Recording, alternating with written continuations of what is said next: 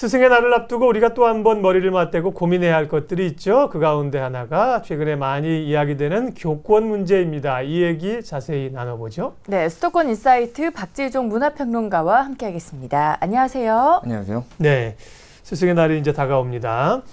계속 나오는 것이 학교 현장에서 교권 침해 얘기가 나오지 않습니까? 교권 침해가 실제로 수치로 보더라도 증가하는 걸로 나오고 있나요?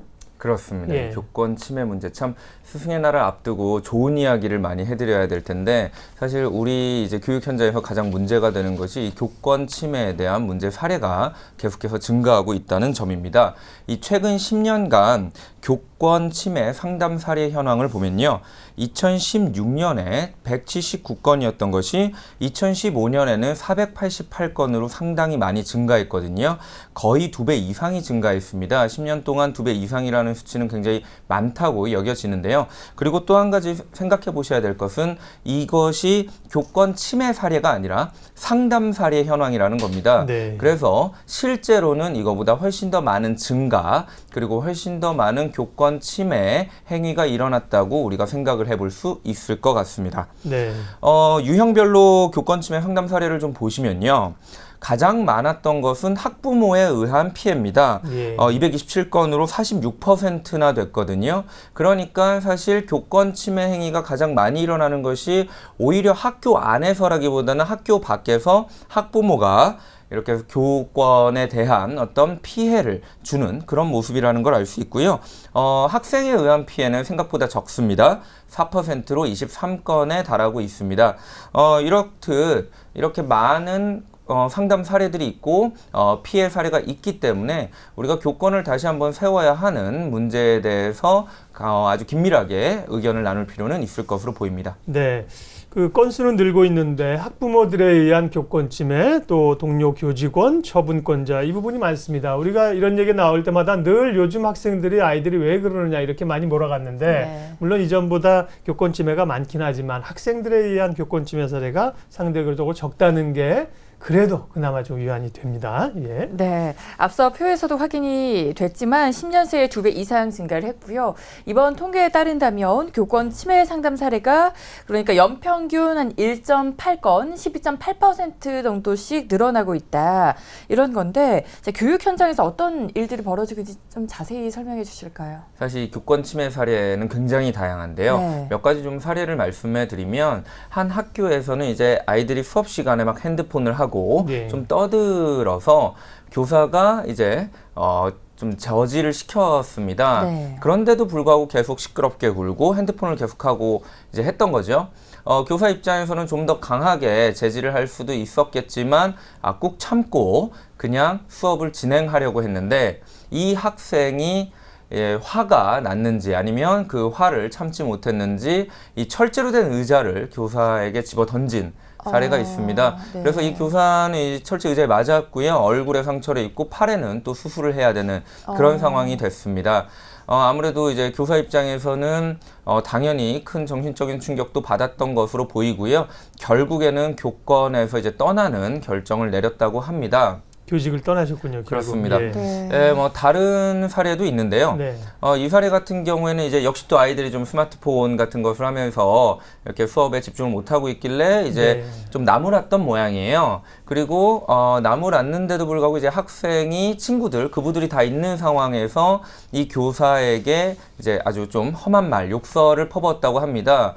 당연히 이제 교사 입장에서는 충격을 받을 수밖에 없고요. 이 문제에 대해서 학부모에게 전화해서 알렸더니 이 학부모는 오히려 교사에게 왜 우리 아이를 제대로 보호해주지 않냐라는 식으로 얘기하면서 교사를 오히려 나무라고 교사에게 아주 좀 험한 말을 했다고 합니다. 이 이후로 교사분께서는 굉장히 정신적인 충격을 받으셨고요. 네. 결국에는 이제 정신과 치료를 받고 병가를 내서 좀 치료에 전념해야 되는 그런 상황도 발생했습니다. 학생뿐만이 아니라 학부모가 이렇게 교권을 침해하는 사례도 있었다는 거고요. 심지어는 초등학교 사례도 있습니다. 이 교무실에 간 초등학생이 좀 이렇게 불순한 행동을 해서 지적을 했더니 이제 학부모가 우리 아이에 대해서 화를 낸 것을 이제 뭐라고 하면서 이 반 아이들이나 학부모가 같이 참여하는 그런 어플리케이션이 있다고 해요. 네. 그 어플리케이션에 이 교사가 뭔가 대가를 요구한다는 식으로 허위 사실을 유포하기도 했고요. 결국에 이제 학교 측에서 이 학부모를 고소하는 그런 일도 있었습니다. 아주 다양하고 그리고 좀 심각한 형태의 교권 침해 행위가 지속적으로 일어나고 있는 것으로 보입니다. 몇 가지 사례를 말씀해 주셨는데 이게 정말 우리 학교 현장에서 일어나고 있는 일인가 정말 믿기지가 않는 이야기들인데요. 네. 그리고 교권 침해에 대해서 최근에 큰 충격을 준 사건이 있었죠. 경기도 기간제 교사 폭행 사건입니다. 이 사건은 지금 어떻게 진행이 되고 있을까요? 그렇습니다. 이 기간제 교사 폭행 사건이죠. 그 혹시 동영상을 보셨는지는 모르겠지만 네.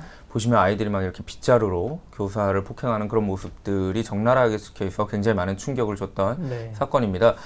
이 사건에 이제 10대 청년들이 사실은 이제 구속이 됐습니다. 가해자들은 구속이 됐는데 얼마 전에 이제 재판에 들어가서 1심이 나왔습니다. 사실 검찰 측에서는 징역을 구형을 했었는데요. 실제 나온 재판 결과를 보게 되면 이 결과 내용은 이 아이들이 초범이고 그리고 범행을 인정했고 그리고 처벌을 하는 것보다는 앞으로 사회의 어떤 건강한 구성원으로 다시 태어날 수 있게끔 하기 위해서 교화의 기회를 주는 것이 맞다라고 판결을 내렸고요. 그래서 네. 소년부에 송치가 된 상황입니다.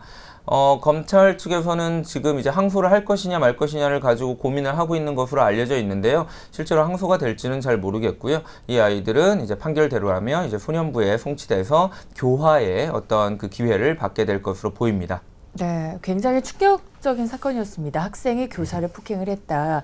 이 사건도 굉장히 충격적이었는데 앞서서도 이야기해 주셨던 어느 고등학교에서도 학생이 선생님을 폭행을 했다. 참 이런 일들이 현실로 일어나고 있는 건데 이렇게 폭행을 당한 선생님들이 우리 학교 현장에서 잘 보호가 되고 있는 건가요? 사실 이 부분, 이 교권의 침해를 받은 피해를 입은 교사분들이 선생님들이 제대로 보호를 받고 있느냐라는 부분에 있어서는 사실 우리가 정말 많이 고민을 해야 될 것 같습니다. 네. 그렇지 않다라고 보는 게 맞다고 생각이 되는데요. 네. 가장 큰 이유는 몇 가지가 있습니다. 첫째로는 요즘에 이제 기간제 교사분들이 굉장히 많이 늘어났거든요. 이분들 같은 경우에는 속된 말로 이제 기간제이기 때문에 비고용, 그러니까 비정규직인 거죠. 네. 비정규직이기 때문에 만약에 학교에서 문제가 일어났을 때 그리고 학교에서 논란이 생겼을 때 과연 나의 고용이 계속해서 진행될 수 있을 것인가, 지속될 수 있을 것인가에 대한 우려가 있습니다. 그래서 교권 침해 행위가 발생해도 그냥 참고 넘어가는 경우, 문제 제기를 하지 않는 경우도 있다고 여겨지고요. 그 다음에 실제로 피해 사례가 발생했더라도 학교 입장에서는 이를 공개적으로 알리기보다는 좀 조용히 학교 내에서 처리하고 넘어가고 싶어하는 그런 상황입니다. 그러다 보니까 이런 교권 침해의 대상이 되고 있는 교사들이 제대로 보호가 되고 있느냐라고 하면 사실은 그렇지 않다라고 얘기하는 것이 바른 말일 것 같습니다. 네. 예. 앞서 사례 보니까 상당 부분 이제 스마트폰 관련된 것들이 꽤 있었어요. 예, 이건 스티브 잡스에게 책임을 물어야 되는데 지금 스티브 잡스가 돌아가신 상태이니 뿐만 아니라 공부만 다 하면 다 된다 이런 우리 사회의 어떤 학업 지상주의 이런 것들도 영향이 있지 않을까요? 물론 여러 가지 영향이 있겠습니다만 학교 현장에서 교권 침해 사례가 이렇게 계속 늘고 있는 이유는 어디 있을까요? 이유를 알아야 이제 해결점을 찾을 거 아니에요? 그렇습니다. 이제 가장 큰 이유 중에 하나는 사실 이게 과거부터 지금까지 꾸준히 어떤 교권이라는 것, 그러니까 어떤 교사나 교육 현장의 권위라는 것이 꾸준히 줄어들어 왔습니다. 네, 약해져 왔다는 그렇습니다. 거죠. 예. 이 70년대, 80년대 보시면 아마 학교를 다니셨으면 기억하시겠지만 그때는 막 어떻게 감히 선생님, 스승님한테 대들거나 그렇죠. 이럴 수 있겠습니까? 네. 심지어는 그런 어떤 무소불위의 권력처럼 느껴졌기 때문에 좀 강하게 아이들을 폭행한다든지 때린다든지 이런 문제, 오히려 예전에는 반대의 문제들이 좀 있었거든요. 네. 그러면서 이것이 계속 문제 제기가 되니까 점점점 이제 교권이 약화되면서 그 외에 반대급부로 이제 교권의 침해가 되는 상황이 발생했다고 여겨지고요. 그 다음에 이제 또 한 가지 문제는 아까도 말씀드렸지만 이제 기간제 교사가 증가했다는 것이 또 문제입니다. 이 아이들이 알고 있는 거예요. 예. 네. 기간제 교사구나. 그러면 나한테 함부로 못하겠구나. 내가 뭘 해도 이걸 지적했을 때 학교에서 문제가 생기면 고용 제대로 다시 다음번에도 고용되지 않을 테니까 예. 아마 내가 어느 정도 막 대해도 상관없겠구나라는 인식이 또 있다는 거죠. 그런 기간제 교사가 늘어난다는 점, 이런 것도 교권의 어떤 약화의 하나의 원인이 된다고 보여지고요. 네. 그리고 아까 말씀해 주신 것 중에 정말 큰 문제가 있죠. 이 학교가 어느 순간에 입시만을 위한, 입시 교육을 위한 곳으로 바뀌어 버렸다는 겁니다. 그나마도 뭐 학원 가서 배우고 학교에서는 잔다면서요. 그렇습니다. 이 학교라는 곳이 입시만을 위한 곳으로 변했는데 아이들 입장에서는 학교에서 공부를 배우는 것보다 학원 가서 공부를 배우는 게 더 낫거든요. 네. 이게 왜냐면은 뭐 아주 단순하게 보더라도 학교의 한 반에 있는 학생 수보다는 학원의 한 반에 있는 학생 수가 더 적을 거거든요. 네. 그럼 더욱더 나한테 맞는 교육을 해주는 사람이 누굴까? 강사. 오히려 학원 강사인 경우가 많다는 거죠. 그러다 보니까 학원 교사에 대한 어떤 인식이 아니 뭐 구태여 내가 배울 것도 없는데 이런 식이 돼버릴 수 있다는 거죠. 네. 과거에는 학교가 단지 입시만을 위한 곳이 아니라 전인 교육의 장으로서 굉장히 중요한 가치를 지니고 있는 곳으로 여겨졌는데요. 지금은 또 그렇지 않기 때문에 이 아이들과 그리고 심지어는 학부모들까지도 이 학교라는 교육의 현장과 교권을 굉장히 약하게 인식하는 경향이 있는 것으로 보입니다. 네. 네. 서울시 교육청에서 어떤 대응책을 마련을 해야 될 것 같은데요. 어떻게 대응을 하고 있나요?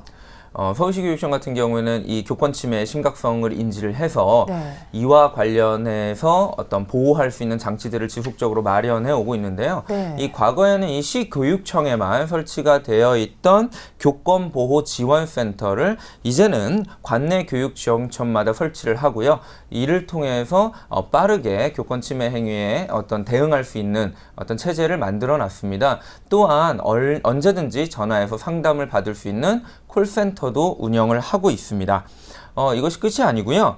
학교의 교권 보호 책임관을 지정을 해서 만약에 학생과 그다음에 교사 혹은 학부모와 교사 사이에 문제가 발생했었을 때 이 책임관이 빠르게 격리 조치를 취하고 이 분쟁을 조정할 수 있는 그런 체계를 만들기도 했습니다.